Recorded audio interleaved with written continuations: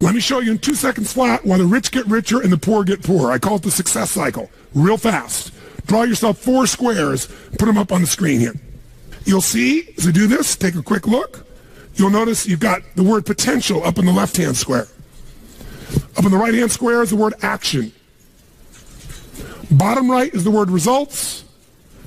Bottom left is the word belief, or another word for that would be a sense of certainty.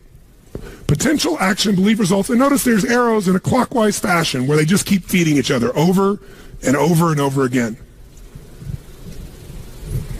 So again, it's potential, action, results, belief, or another word for that would be certainty. Now, did you ever notice how rich people tend to get richer and poor people to get poorer? And I don't just mean rich in financial terms. I mean people that are rich emotionally. Did you ever notice how happy people tend to get happier? And depressed people tend to get more depressed? How many found this to be true? Say aye. It's because the power of momentum and what I'm about to show you. So let me show you something here. What's the potential of any human being? You tell me, quick. Unlimited. Do most people's results reflect that true potential? Yes or no? No way. Why? Because most people aren't taking enough what? But is it possible to take a lot of action and still get lousy results? What if you got a salesman that works for you and they walk out and they knock on 100 doors and they say, you wouldn't want to buy anything from me, would you? Or they don't say that verbally, but they say it non-verbally. Is that going to affect their results? Yes or no? So it's not enough even to take enough action, because when we believe it's not going to work or we're uncertain, does that affect how much of our potential we tap? Yes or no? See, if you don't think it's going to work, you're not going to put out a bunch of your energy when you think it's going to fail. And by the way, when you're not sure, you tap little potential. Do you take little or a lot of action? When you're not sure, when you think it's not going to work, do you take massive action or little action? Now, when you take little potential with little action, what kind of results do you get? Little lousy results. And when you get lousy results, what does that do to your belief? You go, see, I told you it wasn't going to work. Told you it was a waste of time. And then, by the way, when you have less belief, how much more potential do you take? More or less? If it's possible, you tap less potential, more or less action. Less. And what happens to your results? They get even what? And now they got worse results. What does that do to your belief? And by the way, now you see the current economy. Isn't it true? Everybody out there is going, oh my God, the results are so bad, it's going to get worse in the future. So I better pull in my horns. There's less potential. So I'm not going to push as hard. I'm not going to take much action. Oh my God, I'm getting lousy results with little potential action. Oh my God, it's going to get worse. That's what creates a recession, depression, whatever you want to call it. How do you change that? A lot of people, and even a lot of businesses say, well, gosh, we train our people. Who's ever done this? You train your person, they do well for a while, and then they drop off in their skill set. I don't care if it's sales. I don't care if it's a technical skill, you know, having to do with accounting or something on the computer. Who's experienced this with people you work with? Say aye. Now, you're highly motivated. It's your business, or you're the leader in the business, or you're the manager, or you're the head of department, or whatever. So you got a lot of drive. So you bring emotion to the table, and you do enough repetition that you master it. They don't. If you give up on them, you're losing and missing out on what it takes to train someone. So here's how training looks. In the beginning of training, when you first start doing something, how fast do people learn and make shifts? Slow or rapid? Huge rapid change happens, right? There's this giant growth that occurs. Now, what eventually happens to anybody when they start to learn something? A new sport, a new business, a new relationship. What do they get to? What do you call it? Plateau. So think of it this way. Some people, their philosophy of life is dabbling. Here's what a dabbler does. They take on a sport like, let's say, tennis. And when they're brand new, they know nothing about tennis. They don't know how to hold the racket. They don't know how to swing. They don't know how to keep score. They think love is an emotion when it's a zero, right? There's nothing, right? But from not knowing anything, in a short time with a little bit of training, do they get pretty damn good, yes or no? If this is 100% mastery and this is zero, they might go to 20 or 30% growth like that within a few days, a few weeks. How many follow what I'm saying here? Say aye. Now what's interesting is, will they top out, yes or no? There'll be a point in which they plateau. What's a plateau? It's when you're doing the same amount of effort, but you're not getting the same level of reward. You're not making the same progress. So in the beginning, how hard is it to make progress when you're a brand new company? I mean, creating a product is progress. Selling your first customers is progress. Getting your first account is progress. Pretty easy, right? When you're in a new relationship, just learning about each other and connecting and being intimate, there's progress, right?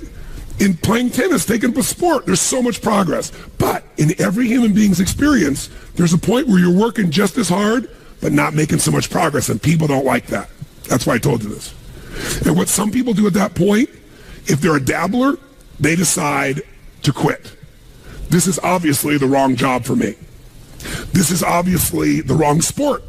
This is obviously the wrong partner. I shouldn't be in a relationship with this person.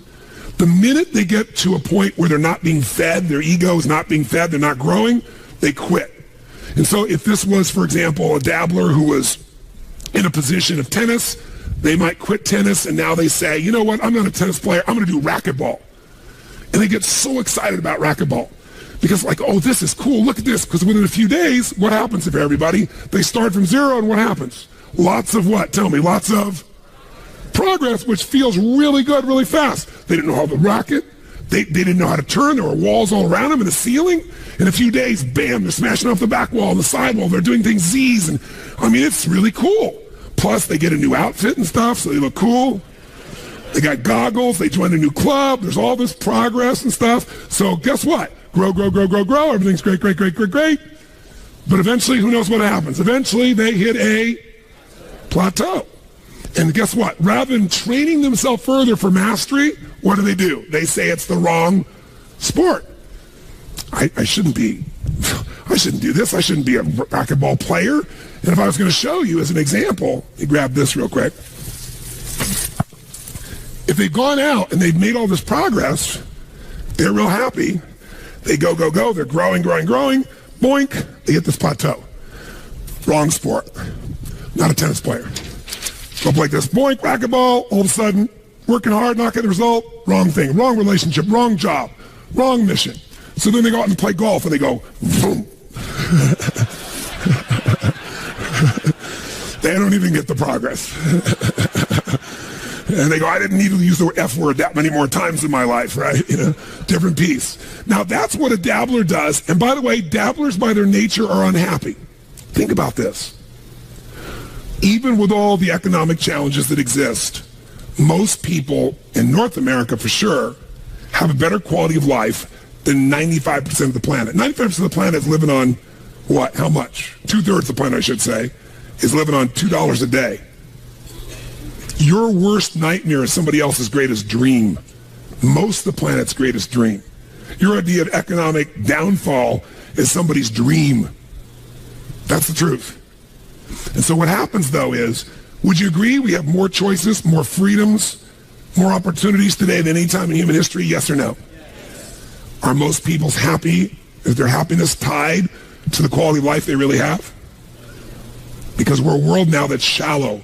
Most people are dabblers. They try something for a while, it doesn't work out, they do something else. Now, you wouldn't be in this room for 5 days if you were a dabbler, but how many of you got to deal with some of these dabblers out there? Say aye. Dabblers are the people you want to make sure you keep off your team or get off quickly, because they're going to quit anyway. And the time, energy, and effort it takes to train a dabbler has the same energy you could have a platinum player. And we're going to show you some ways to do that later on. But let me show you another path for a second before we show you the rest of the training effect. Let's take the path of what I call a stressor. Here's the stressor's philosophy. I find the way. Who can relate to this? Say I. I'm going to find the way, I'm going to achieve it. So they take up a sport like tennis, and it goes like this, and they're doing really, really well, and it's going really good, but eventually, boink, they hit a plateau. Here's the difference. Does the stressor quit? Ever quit? Yes or no? Absolutely not. What does the stressor do when it doesn't work out? What do? Do they settle for it? What if they actually get a little worse for a short time? What happens? They really get stressed when they go, screw this, I'm going to find a way, I'm going to break through, I'm going to learn a book, I'm going to find someone, I'm going to get a coach, I'm going to make this thing happen, I'm going to find a way, I'm going to find whatever it takes to make this thing happen. Poosh! And they break through, ladies and gentlemen. Come on, they break through, ladies and gentlemen. Who knows what I'm talking about here? Say I. And by the way, they break through, and all of a sudden they start making progress, and they're so happy, and all of a sudden, guess what happens? Boink. And you go, damn. How could that happen? I've been working my tail off. I just had this breakthrough. I just worked through this thing. I just fought through it. But by the way, do they hit another plateau? Yes or no? So what happens here? Do they give up? Do they quit? Do they go, it's the wrong sport? What does the stressor do? They stress out. Shit, I'm going to find a way. I'm going to make this thing happen. I got to make this thing. Come on, figure something out. Let's find this thing. I'm going to work hard. I'm going to make more calls. I'm going to make this thing happen. And all of a sudden, eventually, what happens? Poof! Ladies and gentlemen, they break through again. Come on now.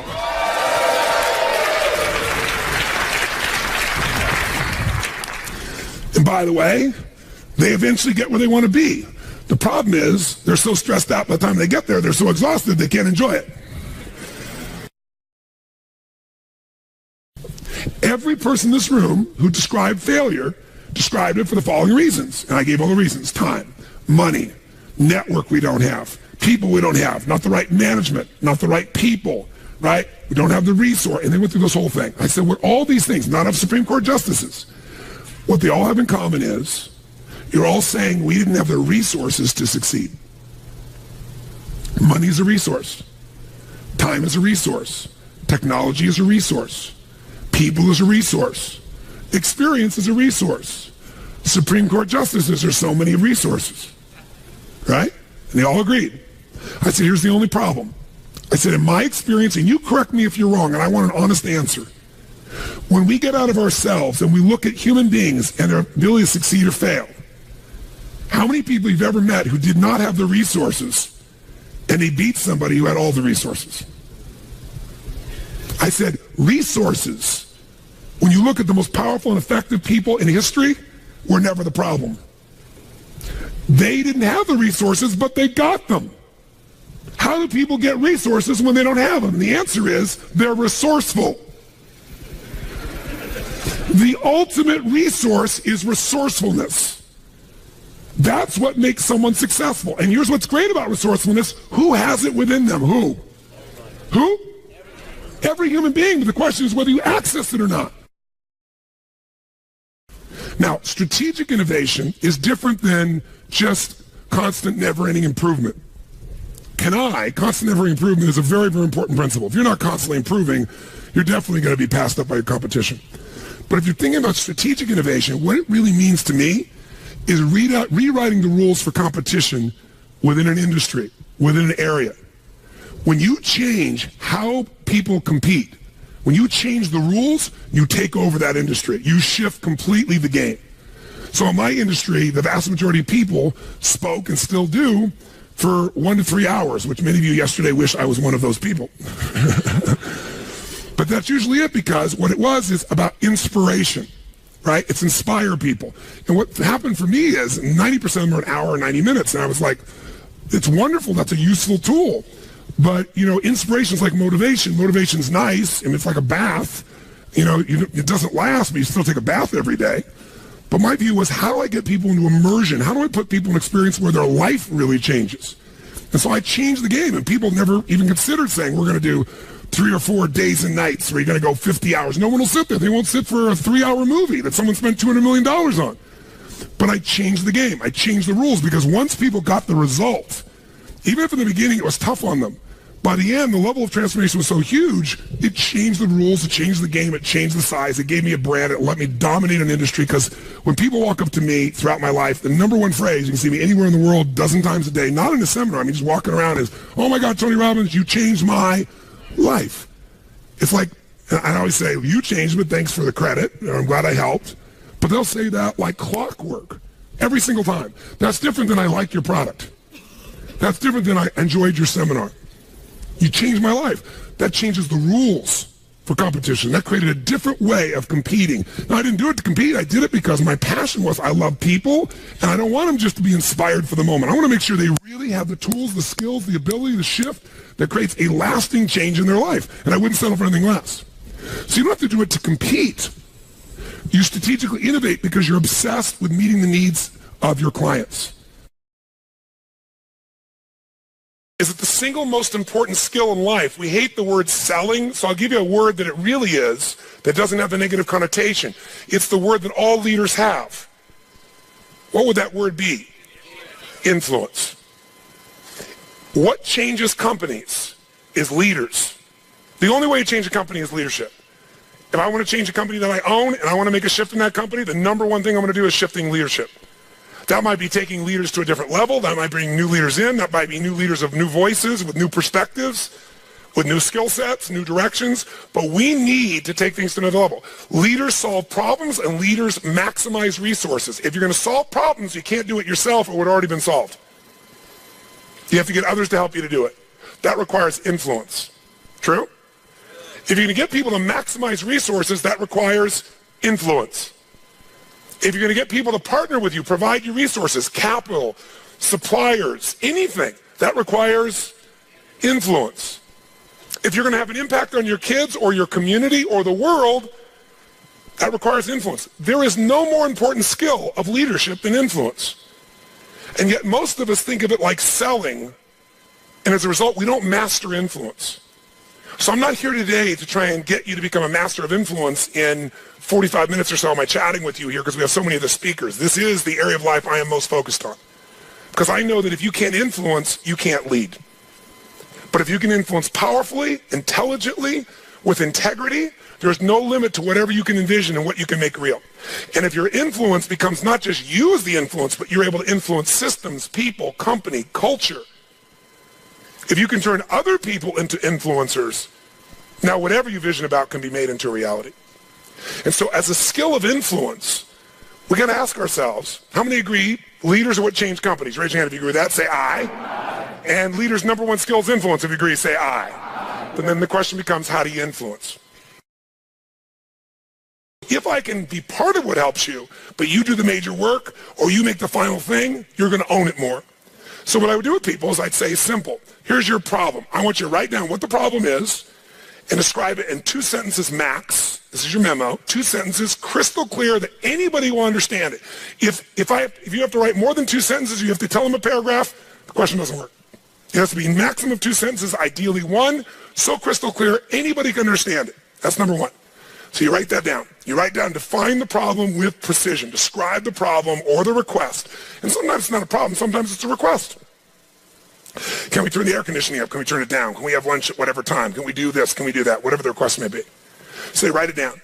Then the second thing I have them do is describe 3 solutions to their request or problems. 3, and I use keywords, 3 cost-effective, intelligent, viable solutions.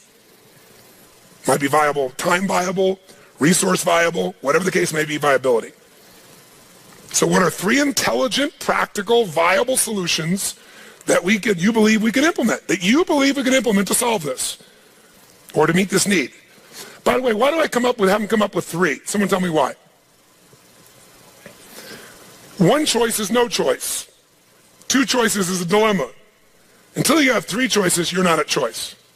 That's my rule in life. You may not like all the choices. Whenever you think you have 1 choice is no choice. If you got 2, you're in a dilemma. There's always at least 3 choices.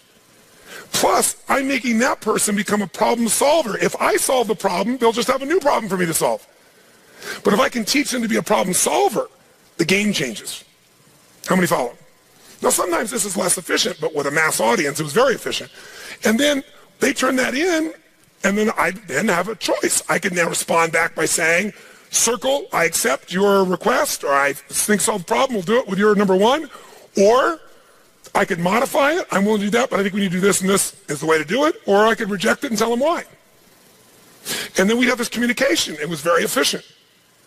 This is very different than, tell me what you think we should do in a suggestion box. So now, tell us your question, and then tell us at least 3 answers.